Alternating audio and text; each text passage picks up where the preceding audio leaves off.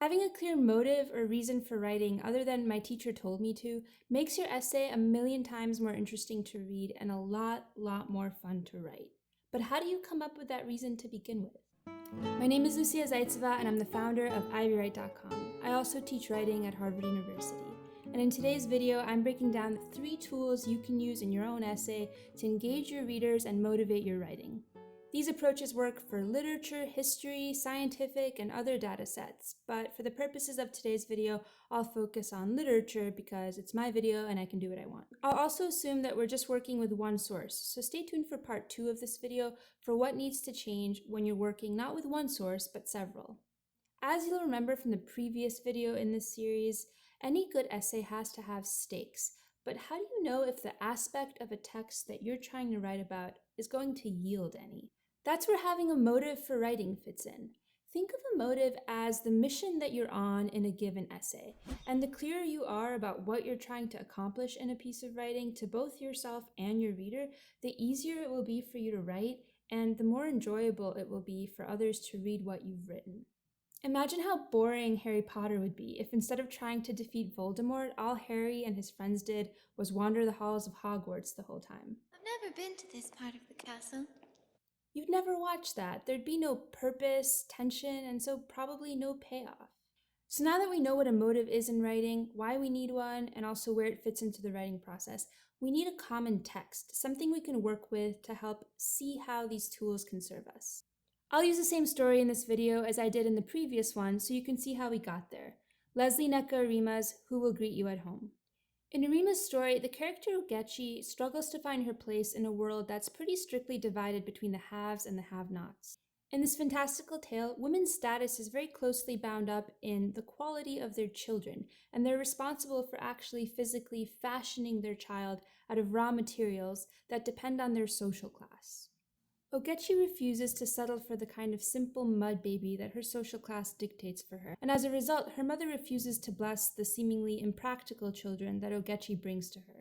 𝐓𝐶𝐄𝐿 strikes out on her own and actually decides to do something she knows is forbidden, and that is to make a baby out of human hair that she picks up at the hair salon where she works. And spoiler alert, when the baby tries to destroy her, exactly as the folk story had predicted, 𝐓𝐶𝐿 ends up setting it on fire.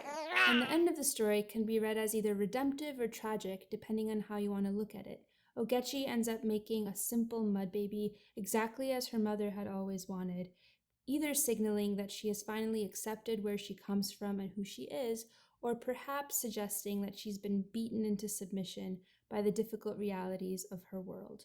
In the case of the great thesis we came up with in the last video, that by painting 𝐓𝐶𝐿 as the partial architect of her own struggles, Arima suggests that women, and perhaps people in general, always have agency, even in the most challenging circumstances. I got there by noticing something strange in the story, that 𝐓𝐶𝐿 doesn't seem to have much luck, but other people around her seem to be doing fine. And this got me thinking, to what extent is 𝐓𝐶𝐿 to blame for her own troubles? And this brings us to item number 1 of our toolkit for thinking about motive when it comes to a single source. Maybe something quite simply doesn't add up, and we'd like to explain it. Something else I might have done is notice that there's an interesting sentence tucked away in a small section of the story that's easy to overlook. After 𝐓𝐶𝐿 fashions her forbidden baby out of human hair, she's on her way to work when she notices a crowd gathered around a mother and daughter taking part in the traditional 1-year coming to life ceremony. When the crowd realizes that the baby is what 𝐓𝐶𝐿 terms a rubbish baby, made out of simple cloth and sticks, they're disappointed and even angry, 𝐓𝐶𝐿 included. And 𝐓𝐶𝐿 thinks to herself, there has to be more than this for me. In the face of all the disappointment and anger from the crowd, it's easy to miss that not everyone shares that attitude. Others, Arima writes, congratulated them with enthusiasm. As a writer, my motive could be to highlight this easily overlooked moment, to demonstrate that there are positive examples in this story of women who are comfortable with where they come from and are not driven by materialism in their quest for motherhood. In turn, this could help me support my argument that 𝐓𝐶𝐿 isn't as helpless as she seems to think, and that could support a more hopeful reading of the ending. And finally, I might have decided that there's an easy or common approach to the text. For example, that 𝐓𝐶𝐿 is a victim of circumstance and powerless at the hands of her unjust society. But there's evidence in the story to suggest the exact contrary. In this case, my thesis could be challenging that common approach, which the thesis that we talked about at the beginning of this video and last week does. And a subset of this approach could be to show that a common understanding of a text actually leads somewhere unexpected or surprising. For example, if 𝐓𝐇𝐈𝐒 is really as hapless a victim as she seems, that must mean that her society is to blame, because at every turn, people belittle, ostracize, and exploit her. But since Arima's world consists solely of women, that must mean that women are tyrannical and cruel to each other, which would be a pretty surprising implication.